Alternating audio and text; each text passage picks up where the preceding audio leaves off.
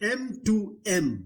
What it stands for? The options are Mac to Mac communication, machine to Mac communication, machine to machine communication, and Mac to machine communication. What do you think is the correct answer?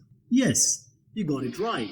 It's option C, machine to machine communication, M2M. So the technology that enables networked devices to exchange data or information and perform certain actions without manual assistance of humans. Okay, so this M2M refers to the direct communication between two or more devices without the need for human interaction. M2M involves the exchange of data and information between machines, allowing them to interact and to collaborate autonomously. So this technology is commonly used in various industries such as healthcare, transportation, and manufacturing, enabling efficient and automated processes.